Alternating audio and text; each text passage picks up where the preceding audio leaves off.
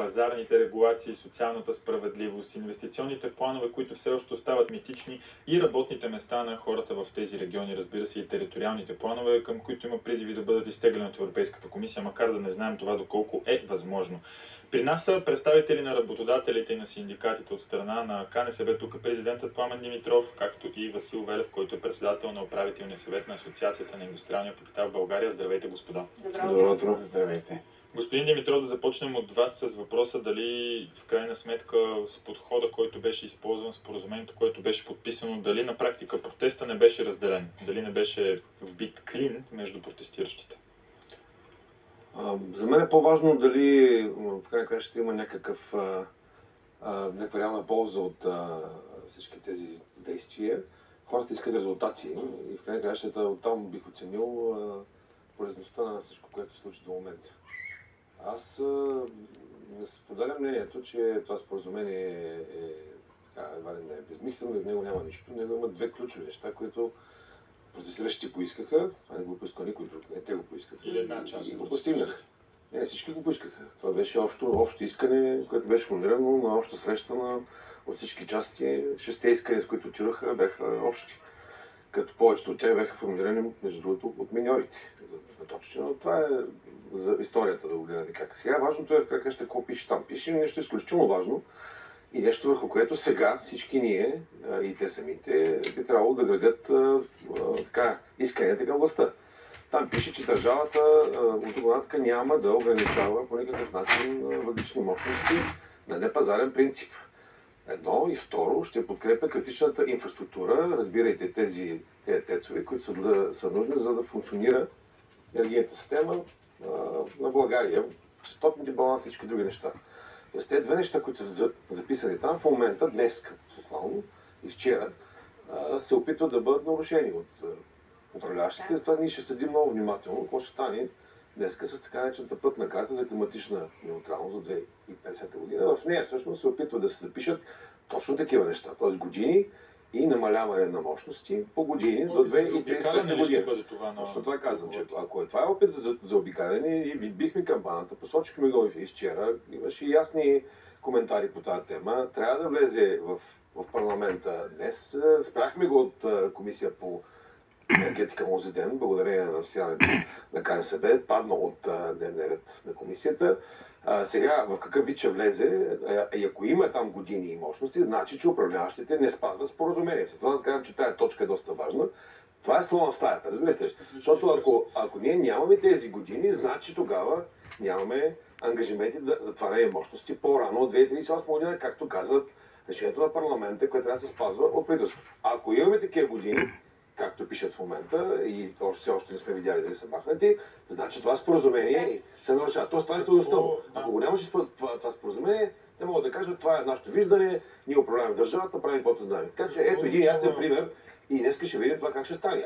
Ако се приеме в този вид тази пътна карта, аз смятам, че протестите ще се радикализират и тогава и ние ще призовем още допълнително да излязат всички на улица. Това значи, че държим хората наистина. Какво означава обаче това, което споменахте, държавата да не ограничава на непазарен принцип мощността на въглищните централи? В това споразумение, ако го прочетем, ще видим. Мисълта ми е, господин Велев, изобщо, що за пазар е това с такива регулации, с такива данъци? На пазарен принцип ли наистина функционира въглищната енергетика? Това не може да бъде наречено пазар, защото за да се произведе 1 мегаватт час електроенергия от въглищна централа, трябва да се плати от порядъка на над 200 лева за квоти CO2. Самата стойност на енергията е под 100 лева. Тя е конкурентна като цена, но за правото да я произведат трябва да платят 2 пъти повече допълнително и това изхвърля извън пазара въглищните централи. Което не е пазар, което е административно увеличаване на практика на цената от Брюксел, защото цената на квотите беше 5 евро, сега е 85, с тенденция да стане 250 в хоризонт до 2050 година. В смисъл това е плана, толкова ще бъде, защото тя се управлява с количествата, които се пускат на пазара от Брюксел. Така че нека да не говорим за пазар. Нека да се върнем на това, че България е всъщност най-ощетената страна от този преход. Ние сме в сред 4-те страни с най-голям дял на въглищна енергетика. В същото време ние имаме много по-голям от средния дял на базовите индустрии в брутния вътрешен продукт. Тоест енергоинтензивността на българското производство е много по-голямо от средния в Европа, което е добре и за зеления преход. То трябва да бъде запазено и развито. И в същото време ние имаме най-нисък стандарт на живот. И в същото време ние сме пропуснали да защитим механизъм за капацитет в 2019 година, така че да могат централите да разчитат на държавна помощ, която да изправи изкривения пазар в по-дългосрочен план. Сега териториалните планове ще внесат ли някаква яснота? Защото казахме, хората искат истина, искат яснота, искат конкретика и планове, искат и работни места. И когато заговорихме за териториалните планове, веднага се казва, те едни пари ще дойдат и ще отидат в един определен кръг хора, компании, които изобщо няма да ги интересува колко ще се заедите и в какво ще се заедите. Първо да поясня само, че разбира се, че съм съгласен с това, което беше казано, но пазара е квазипазар. Той така се нарича. Аз имах предвид друго и споразумението казва друго, че държавата, българската държава няма да ограничава допълнително извън това, което казват европейските регулации или квоти и числа и тяхната стойност. Пазара сам да ги изхвърля. Вижте, това става в целия Европейски съюз. Това е зелената сделка. Дали хубава или не, може да коментираме дълго. Нали? Това, което е важно обаче, ние сами да не си режим главата допълнително, за това и да реч. До сега това се прави. Тоест тази пътна карта, която ви казвам, българската държава предлага да станат тези неща по този начин. 25-та, 335-та с ограничаване на мощности, въглищни мощности 2900 мегавата, 26-та година 1600 мегавата, да останат само 30-та година и 1000 мегавата 35-та година. За това говоря, че всъщност трябва да отпадне. Това е всъщност намесата, която държавата не трябва да прави и е обещала да протестира, че няма да прави в споразумение. Да изчистим този въпрос, че да, квазипазар е квазипазар. Съгласен съм, това е измислена история. Брюксел изтегля, пуска квоти, прави цени. Но това е така. Териториалните планове, да кажа нещо много важно. Това, че мисля в тези пари, в тези планове, не вижте, това е много важно, което ще кажа. Тези планове всъщност потвърждават тези числа, за които говоря. Това е проблема на хората. Не са парите дали ще дойдат или няма да дойдат и кой ще ги вземе и кой не ги вземе. Хората не искат да има ограничения, а там ги пише същите, които ви казвам. За 30 година в териториалния план, който е подаден, пише ясно, че трябва да станат 1600 мегавата. Срокове не трябва ли да бъдат поставени? От действащи в момента 4300 мегавата. Затова хората питат какво става с останалите мегавати, уж няма да ни затварите, а всъщност пишете в тези планове, ще останат 1/3 от тях до 2030 година. Това е слона в стаята, повтарям за втори път. Него трябва да махнем и тогава хората ще се успокоят и ще има яснота какво става. Проблемът е в годината 25-та, 35-та, каквато ще да е, или изобщо се слага година. Защото, нали, ако хората искат предвидимост, трябва да знаят какво става след 5 години, след 10 години, след 15 години. Тоест да има срокове и въпросът е какви да бъдат тези срокове или е? Не. Ние казваме тук нататък, има консенсус в България, тук е после как е постигнат, че 2038 година ще извеждаме въглищата от употреба за производство на електроенергия. Това е консенсус, който постигне, друг няма. 26-та година в момента сме поели ангажимент за намаление с тези 40% на тези емисии спрямо 19-та година. Уж ще го предоговаряме, но не са предоговорени. Това е, което имаме като ангажимент. Всичко останало е плавен преход. Някакъв, който трябва да се зависи от условията, в които работим и съответно всички тези цели, за които и да реч. И хората това искат да кажат, да няма административно допълнително ограничаване, което е извън това. Господин Велев, да не говорим, че още до година един от тецовете му приключва и договора. И там също договора, който е договор за разлика. Да. Нека да е ясно, че няма как да стане по този начин. До 38 година работят 3000 мегавата всеки ден. Да, и 38 година изведнъж те се спират и вместо тях се включват два ядрени блока по 1200 плюс ПАВЕЦ, за балансиране на ВЕИ-тата. Това няма как да стане. Това ще стане плавно. Да.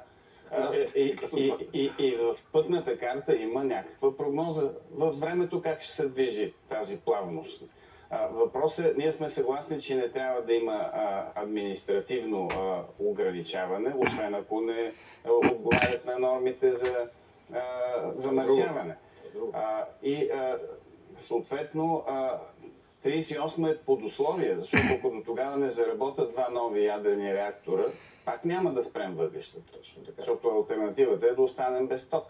И всички тези бодряшки изказвания, как ние можем и без АЕЦ, и без въглища, всичко ще е слънце и вятър, са лишени от компетентност. Това е важни въпроса. Няма да че само така. 38 година е наистина условно, но тя ориентира. Да, само това да важни въпроса да изясним. Първо, вие от бизнеса чухте ли и разбирате ли по-добре за тези инвестиции, защото те остават митични. Постоянно говорим за инвестиции там и за преход, но как ще бъдат осъществени? Ще останат ли на думи? Потърсени ли сте за...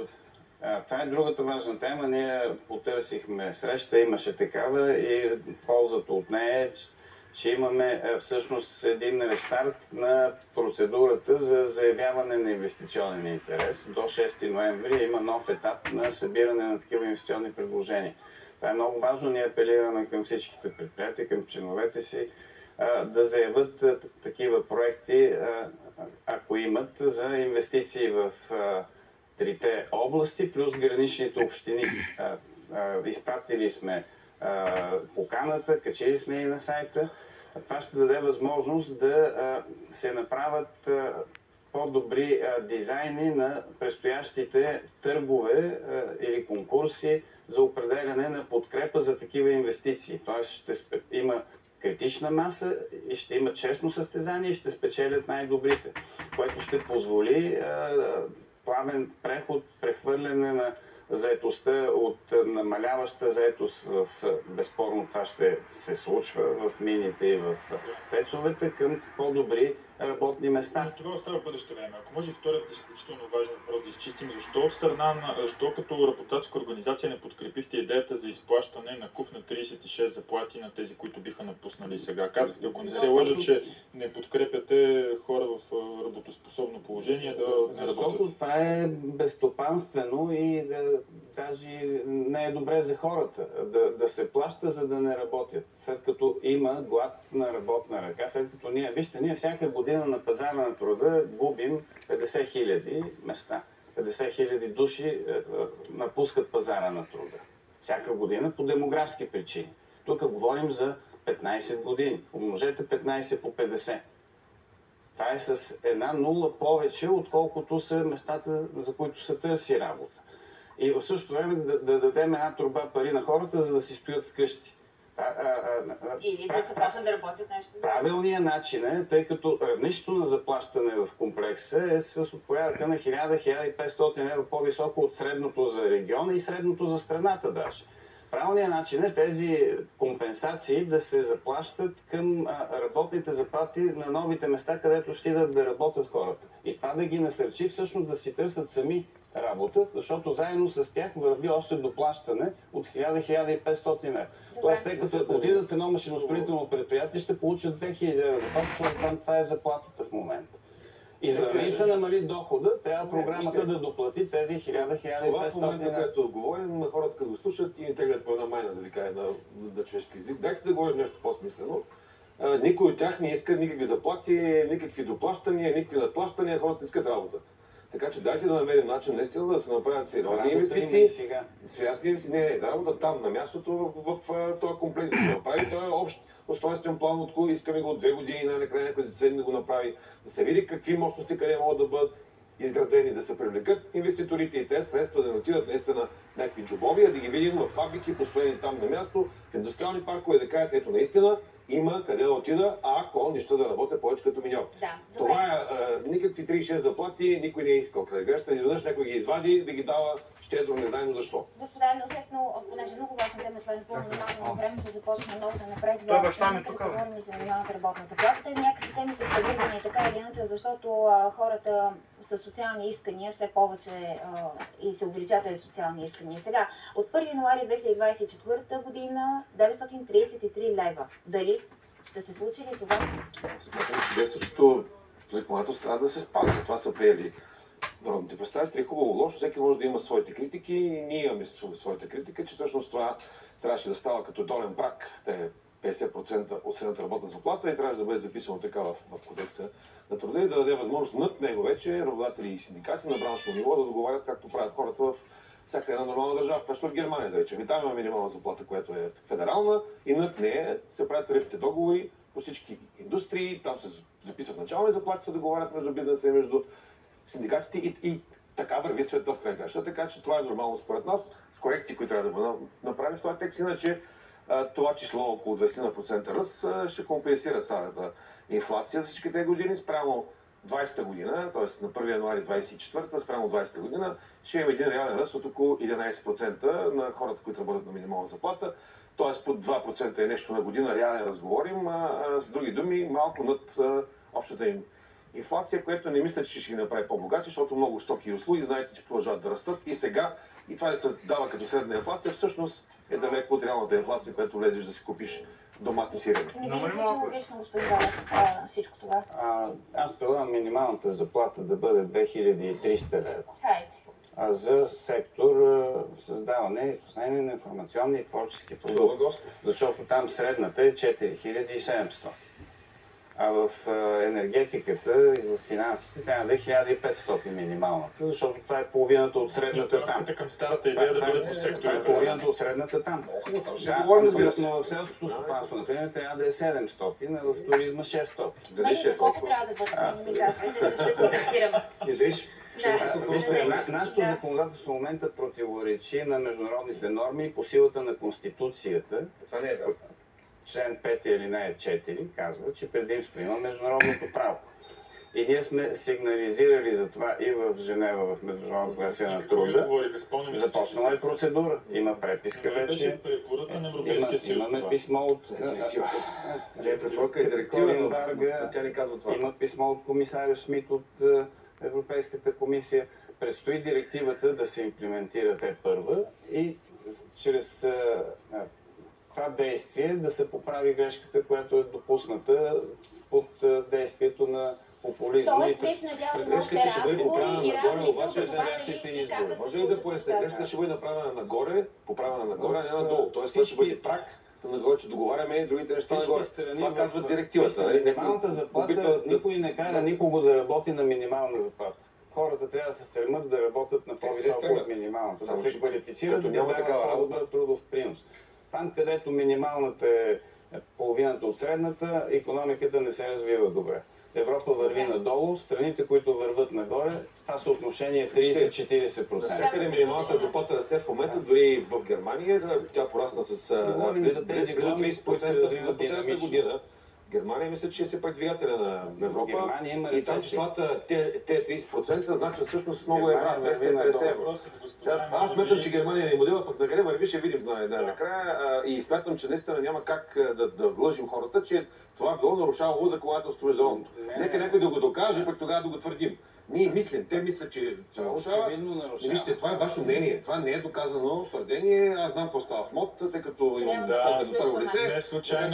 Ясно е, че това, което се твърди, до неговото решение има голяма разлика. Ние случайно, господа, оставихме тази тема за края на нашия разговор. Да припомним, и за да все пак припомним, че това решение беше взето, ако не се лъжа, през януари в една предизборна установка от Народното събрание. Това няма никакво значение. Действащото законодателство е такова, каквото е. Има значение и за това сега няма на масата бюджет, защото аз много споразумението на БНТ с политическите сили. В кампания сме, господа, и тук трябва да започнем да идват един по един кандидати за гласове. Благодаря ви много. Ще се радвам отново да дискутираме с вас тези теми, разбира се, останете с нас.